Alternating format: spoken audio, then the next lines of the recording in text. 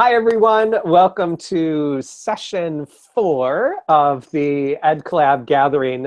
This is in session 1, workshop 4. And I have the page open, so I just heard myself talk. Okay, here we go. So it's independent reading journeys, helping students discover and celebrate their own ways of thinking. That's perfectly tailored to secondary educators that serve secondary students. While you are viewing today, if you'd like to talk with the amazing Maggie Beatty Roberts, which of course you do, please use hashtag the Ed Collab Gathering space hashtag 4, the number 4. I will have Twitter open. I'll be following along. If questions come in, I'll pass them to you. And also just to say up front, Maggie and I were joking earlier. I'll say it so you don't have to, Maggie. That she said I might have a BBC moment where she's at home, has her kiddos in the other room. But if very adorable children, which they are, like come crawling into the room, we'll just have a family experience, and that's totally fine. And also, Maggie, as I promised you, if you hear screaming in the other room, I'll just come on and talk for a bit. So it'll be great. Maggie Beatty Roberts is a member of the Ed Collab network, which we're so lucky to have her. She's just all around amazing, incredible person. She's co-author with her wife, Kate Roberts, of the amazing DIY literacy. You can find that at Heinemann.com. There's also a link to their book right on this page. If you just go down below here, DIY literacy, teaching tools for differentiation, rigor, and independence. Maggie is a national consultant. She speaks at national conferences, works in schools, just all around incredible. I could go on and on. Can you tell that I just love her so much? So Maggie, I won't take any more of your time. Welcome. We're so happy to have you here. Oh, awesome, Chris. Thank you so much. And I'm back here if you need anything, including screaming. Great. Yes, and I'm wearing the baby carrier in case we do have a BBC moment. I mean, while for you, I don't want it to happen. I kind of want the at least last 5 minutes. I kind of secretly want it to happen just so that we have it preserved.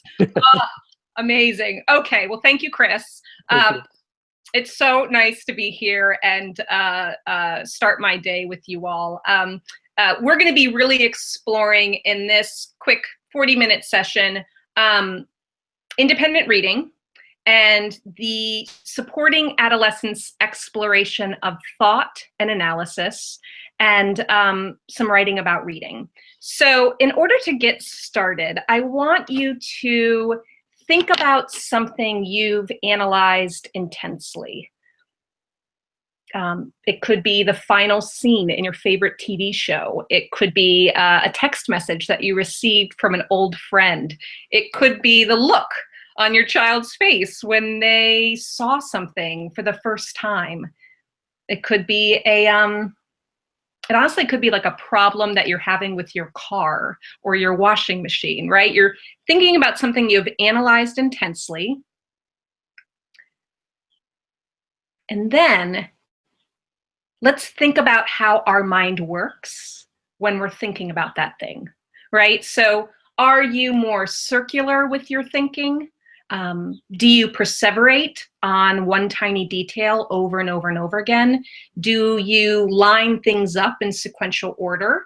Replay a specific part over and over again in your mind, testing out different theories?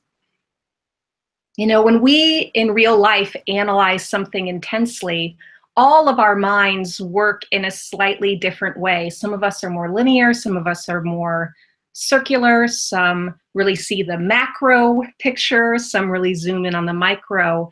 And we see our adolescents doing this type of thinking all the time, right? The beautifully messy work of thinking deeply and analyzing lots of things in their lives, analyzing their own text messages, analyzing a look that their ex-best friend gave them in the hallway, analyzing celebrity Instagrams or tweets, or perhaps their own song lyrics. But when my co-author and teaching partner friend of mine, Kristen Robbins Warren, noticed her 8th graders reading in their independent reading books, / their whole class novels, / their book club books, that they're writing about reading and they're talking about texts when we asked them to analyze them or when they wanted to analyze them, it fell flat in comparison to their vibrant social and emotional lives. The same thinking skills that are vibrant in their personal or social lives can at times lay dormant when we ask them to analyze or interpret or synthesize ideas from a text. So when this happens, it will look like the reading responses or the literary essays or the blog posts are just phoned in or thrown together last minute or not given much care.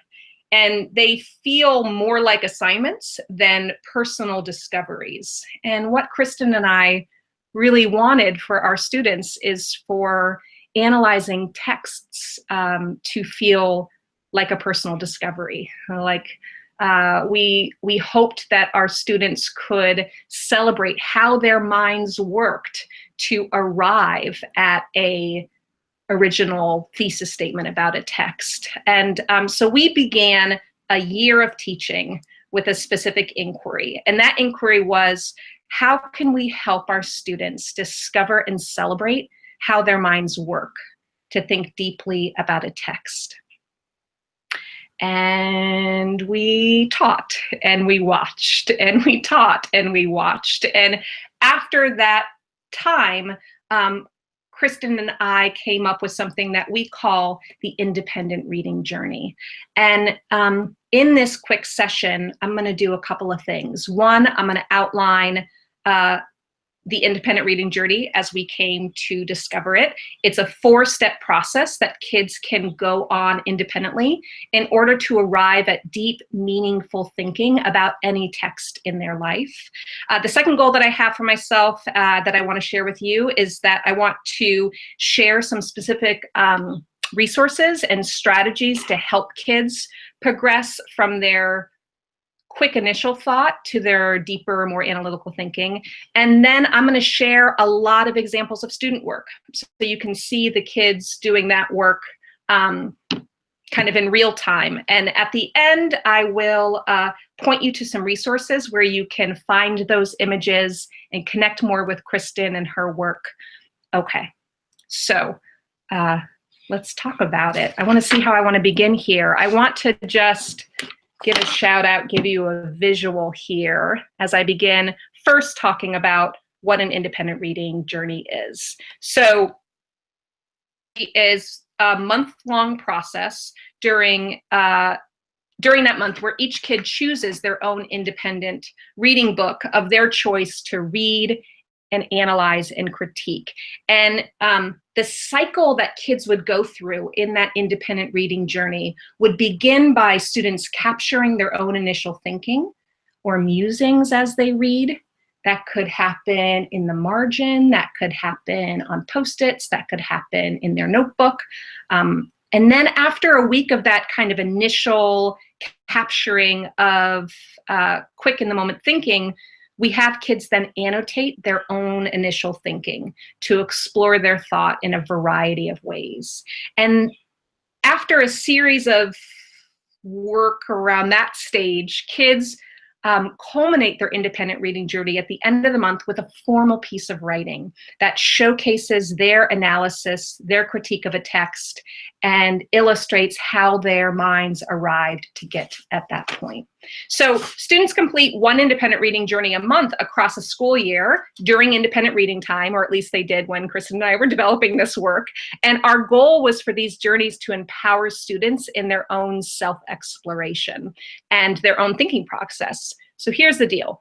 The self-selection of book choice was key, right? Because this was all about really saying, you know, Shantae, how does your mind work? How do you arrive at this big analytical thinking that I see you doing when you're talking to your friends in the hallway? If we just kind of gave a kid a book and had them do that work, it just didn't translate as powerfully as if it was a book of choice. So lingering in a month in that independent reading journey was important for students to have kind of an authentic, unhurried reading experience that would allow them to balance both reading time and reading response time. most students in our classrooms, and definitely in Kristen's classroom, read more than one book a month of their choice.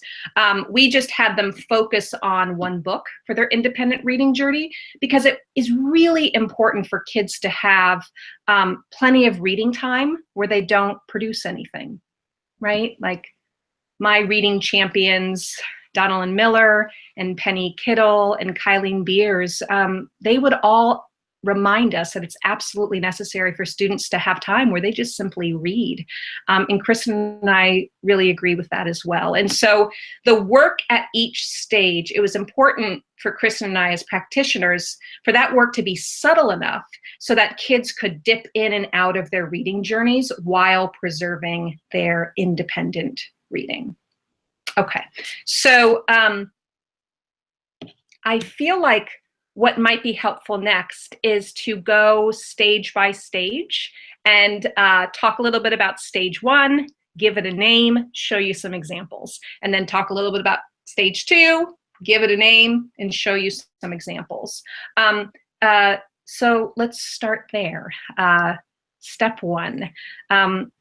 Step one of independent reading journeys is all about having kids gather their annotations, that we really encourage kids to tap into what catches their eye as they read, what captures their attention as they read. And specifically, kind of three things happen in this initial process. One, you as a reader notice when you stop and want to think about something or reread something. You then know what to notice. And then the third thing is you know how to think about what you notice, right? So Kristen says it really beautifully when she talks about how it's important for students to find their own rhythms as readers, right? Their own natural timing of stopping to notice and reflect and begin to leave a trail of thinking throughout a book that they might return to develop some deeper analysis or critique. And so I want to show you a, we obviously had to teach this, right, to kids. And Kristen has a really beautiful notebook page example that I want to share with you. Here we go.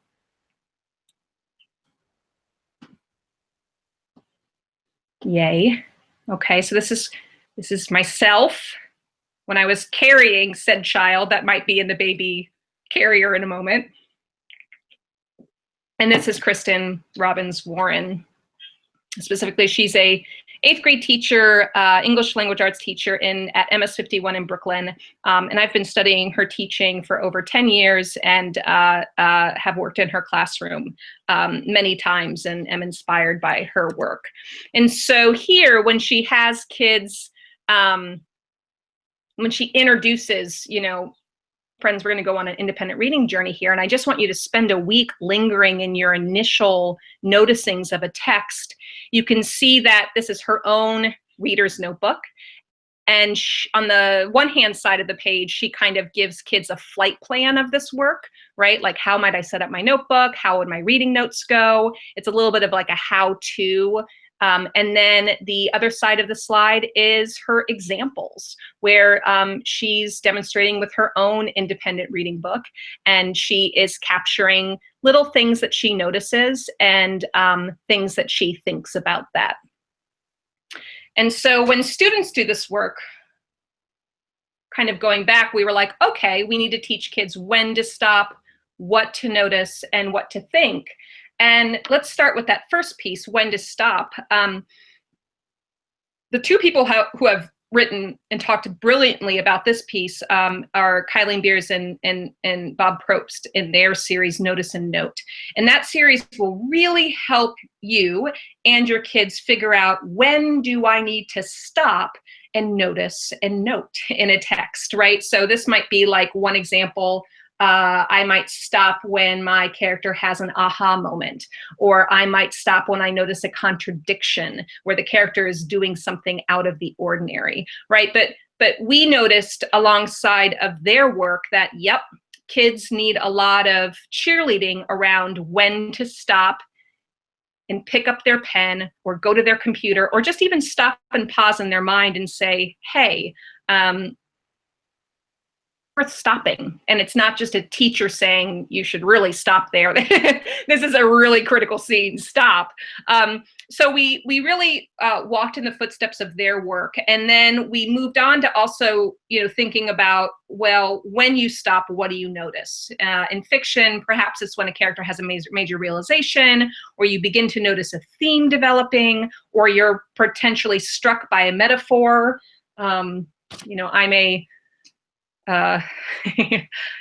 forever wannabe poet, and language is always so beautiful to me as a reader, and I stop when I notice something beautiful that the author is doing with their craft. And so really empowering kids of when I want to stop, what I want to notice, and how I want to think, right? Kristen routinely provides guiding questions and sentence starters that encourages the development of kids' own thinking. So if I noticed this metaphor, what did it make me wonder? What does it make me think?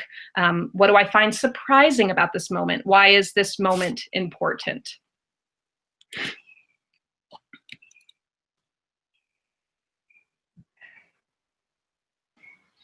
Hi, friends.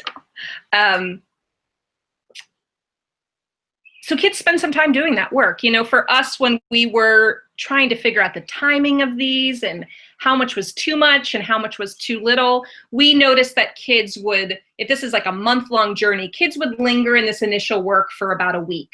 Not saying that they were taking copious amounts of notes, but really their internal timeline was, I'm going to spend a week reading and rereading and just figuring out what captures my eye.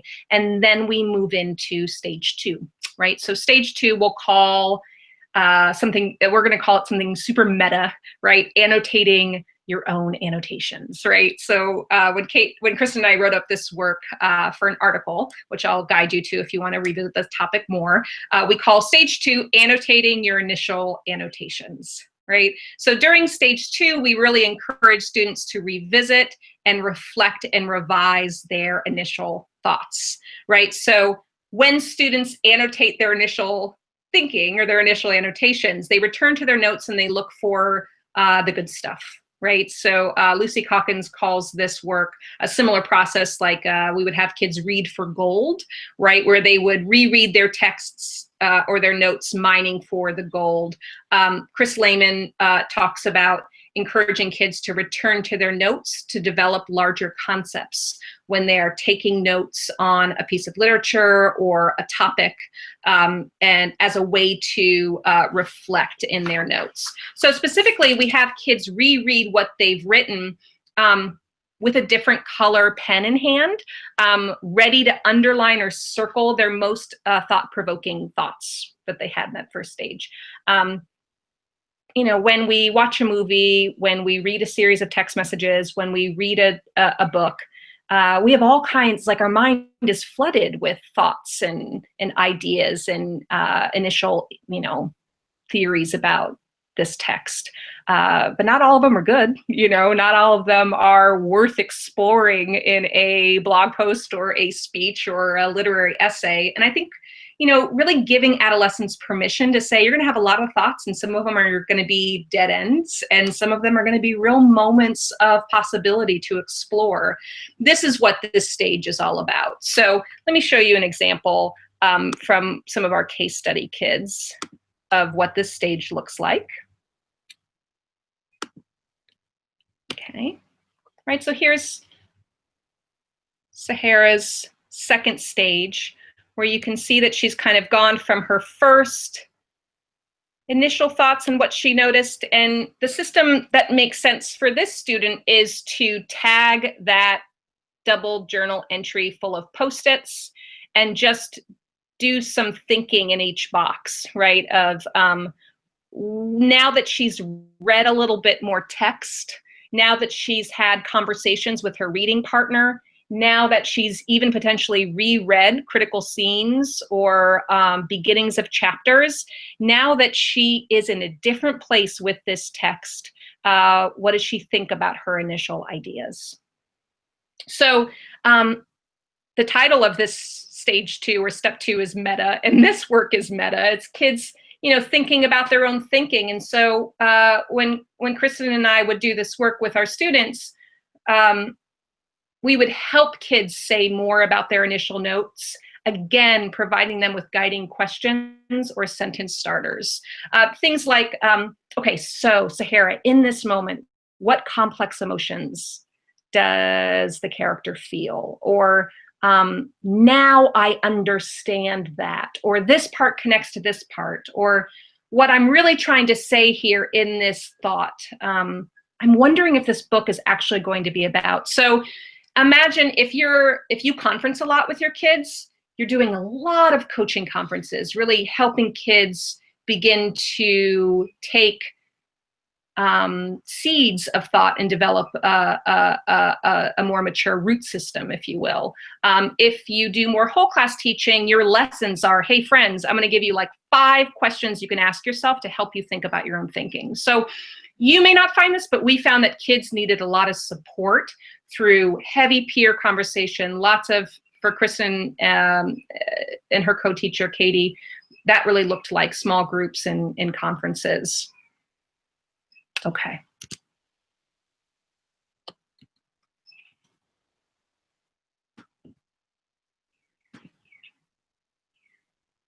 Still no baby. I mean, we should really take bets in terms of am I going to make it through this whole presentation without a baby? I do. I secretly kind of want it to happen. I kind of really want it to happen. Don't you want to happen? I do too. We should start chanting, baby, baby. Okay, so let's talk about step 3. We're halfway there. And if I'm perfectly honest, stage 3 is my favorite. In stage 3, when I was in Kristen's classroom, that stopped me in my tracks. And I got out my phone and I just kept taking pictures because I was motivated, I was excited, I felt really interested in what we call now stage 3 or step 3, kids develop thinking guides. In this 3rd stage, when kids have finished their books, and they finish their annotations, we offer students a canvas in the form of a blank piece of paper to illustrate their own journey of thinking that they've traveled over the course of 2 or 3 weeks.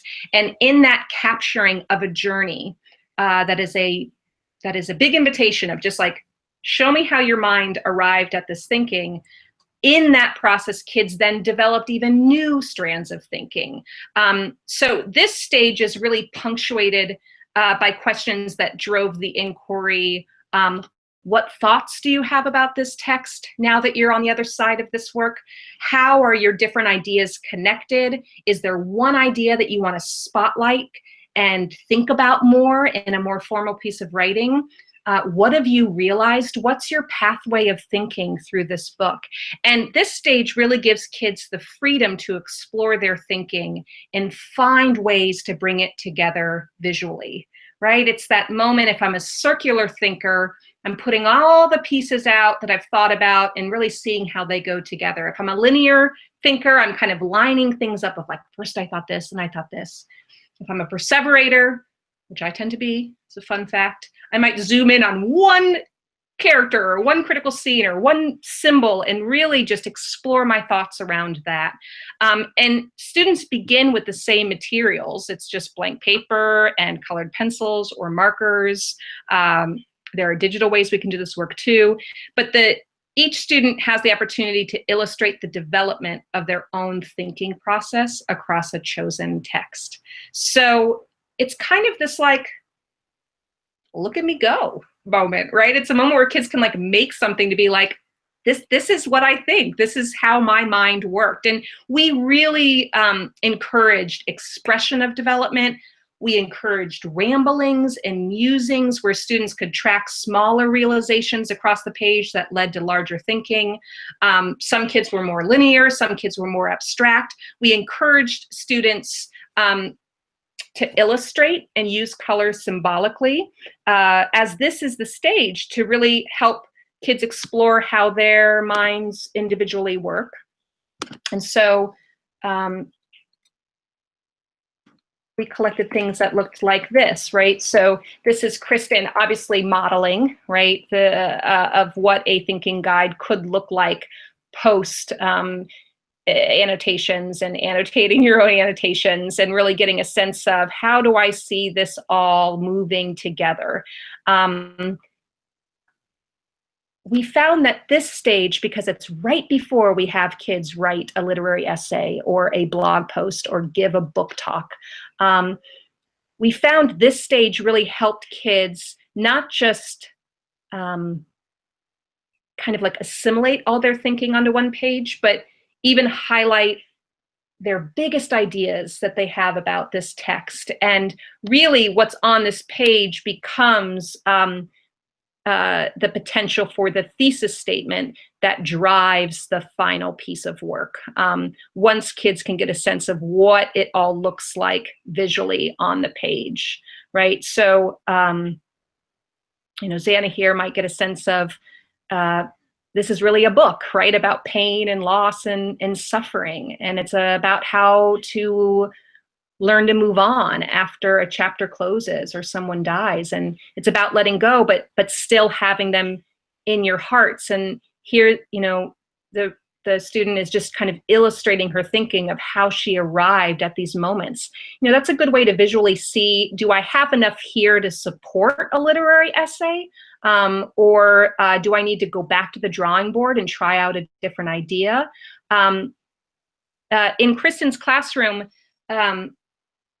you know, Kristen embraces what Catherine Bomer calls the Me Too moment, right? That when we hear someone else's story, when we see someone else's work, when we see how another student's mind works, we then can get intel of how our minds work. And so Kristen would routinely make sure to give kids access to other people's thinking guides. That could look like a gallery walk where the kids put this on their desk, complete or not complete, and kids do a quick spin around the room to get a sense of, oh, I could lay out my thinking this way or this way.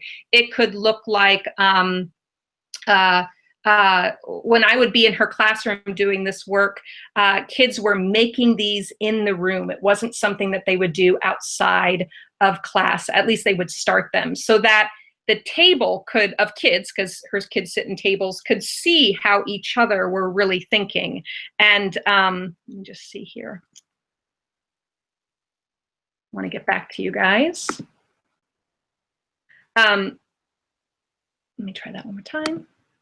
Okay, fantastic. You know, and I would routinely just go around and take pictures madly with my phone. And usually at each table of kids, every thinking guide looked different. And that was worth celebrating. And if we then saw students that struggled, we could have them peek over to a partner's thinking guide and get a sense of that. Or obviously we're keeping our own and we could do a quick mid-workshop interruption or interrupt the work period for a moment and say, you know, I just want to hold up Sean's thinking guide. And this is a really interesting way that his mind is working here. And so it generates engagement and buy-in and celebration, and kids are feeling unique, which is really important, right? For kids to feel a sense of pride and authentic, feel like their work is authentic to them. And so it generates this buzz where then it launches into stage 4 or step 4, which is our destination of these independent reading journeys. So as all journeys have destinations, or most of them, we help students culminate their independent reading journeys into a final piece of writing. Now that could look like a published essay, like a literary essay. It could look like just a notebook entry that's more formal. It could look like a speech. In Kristen's class and her entire 8th grade team at MS51 in Brooklyn, it looks like a blog post many times where students lean on their own thinking guides and create an organized piece of writing for a digital audience. And we found particular success with publishing online due to its interactive nature. Publishing online creates this expansive audience of readers, as well as facilitates a culture of response through peer-led commenting. So that authentic audience where each kid has kept a blog at least in Kristen's room, for quite a long time as her kids move through her class, obviously. It boosts engagement and work quality, and it, you know, it amplifies students' voices. I'm hearing Kristen Zemke in my mind, right? It amplifies the student voices in a way that's broader than just handing in a paper just to a teacher. So blogging platforms like WordPress or KidBlog, I mean, those are really known for being easy to use. They're safe, they're simple. And so, you know, in the digital world, in the print world, we celebrate thinkers, we follow thinkers, we want kids to feel like they can be creators of their own content and say, hey, I'm a thinker and my mind works this way, and look how I arrived at this idea about a text. And a digital platform seems like a really nice fit for that. So that last stage celebrates the destination that kids have propelled themselves with their own original thinking, following this kind of natural patterning of how their minds work. And they've had time to really investigate the corners of their thinking, following different leads or hunches about a character or a theme or a conflict. And instead of doing, you know, what I've definitely done, I'm not sure about you, but just like quickly producing a literary essay, just be like, you read the book, go write the essay. They've had time to really linger in their own thought process, to arrive at analysis as opposed to forcing it or taking somebody else's ideas, like a teacher or somebody else who's written about this text. And so, yeah, so independent reading journeys. And you know, one challenge that Kristen and I set up for ourselves after this year inquiry is, I don't know if this is just a process to arrive at analysis for a piece of literature or nonfiction. Like, this is probably a process that kids could take on in other content areas. And so teachers at MS51 have been trying on this independent reading journey process in their own content area classrooms, in science, in social studies, and math. And a couple are just fresh off the presses. I want to show them to you. I'm really excited about how other disciplines are taking this on, right? So here is a student that is taking on this type of thinking guide and process for observations in the spring. Right, this is a student that's taking on the same process in the social studies classroom. Math, I mean, math teachers is just my heroes, really thinking about this process. Does it help kids arrive at analytical thinking through the relationships between different types of functions? I want to have this kid come and explain everything to me because I'm so intrigued.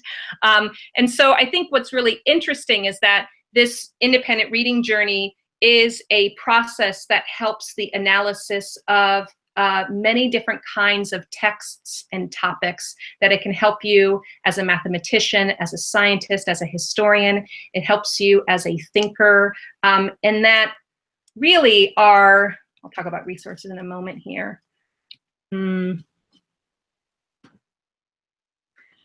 you know, really our ultimate goal is for kids to move forward in their adolescence, knowing how their minds work, knowing how to percolate and think about how they might analyze a scientific concept, a piece of literature.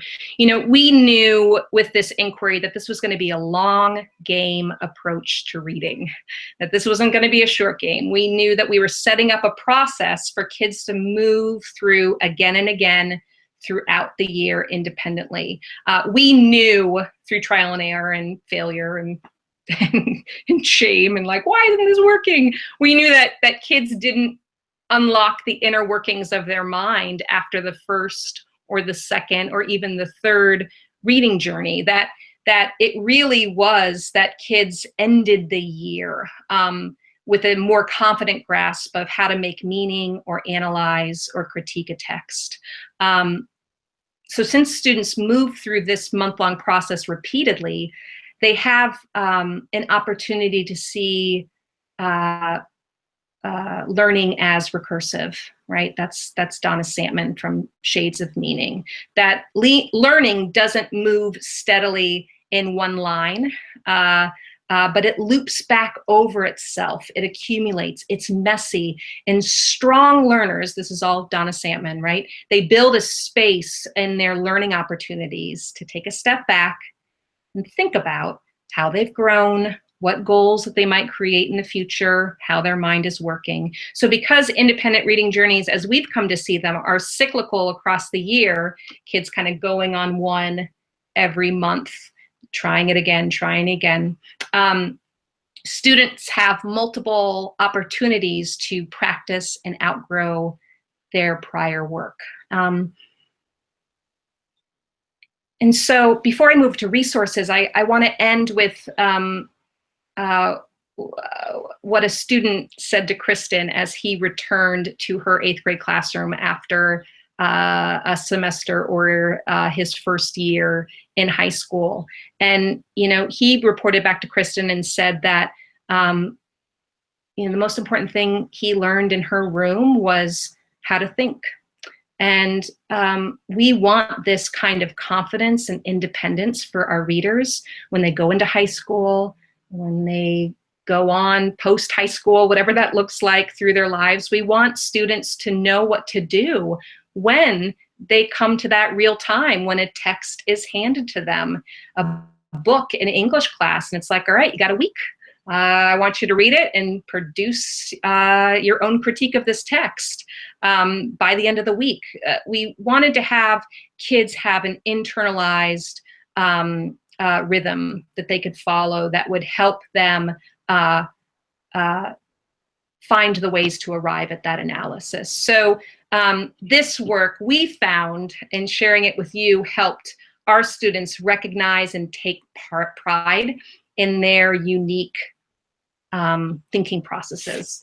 And this is a journey of work, so it's still continuing.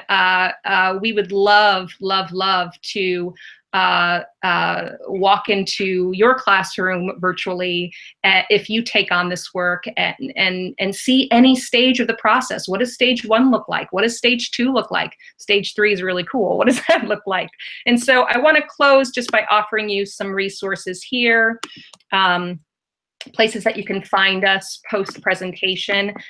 First, I would definitely direct you to Kristen's blog, room116ela.blogspot.com. Kristen has been blogging for a long time, and you can see examples of this work and much, much more if you jump on over to her digital space. Kristen and I wrote up this inquiry in an article form, and you can find it in the NCTE's Voices from the Middle journal. It's in the December, I have a typo, so let's do this. I'm gonna slow down here, a typo. It's in the December 2016 issue, not 2017 issue. So I'll change that. So it was just from the latest December issue. We wrote it up. The pictures that you saw are all included in there, so you have access to them. And then if you head on over to kateandmaggie.com, on the Our Work tab, you can see the screenshot there. Under Resources, I will post this slideshare for you, or slideshow rather, so that you can check it out and linger on some of the pieces of student work and use them as mentors for yourself or your students, or make even better versions for yourself. And so those are 3 places that you can go to find more.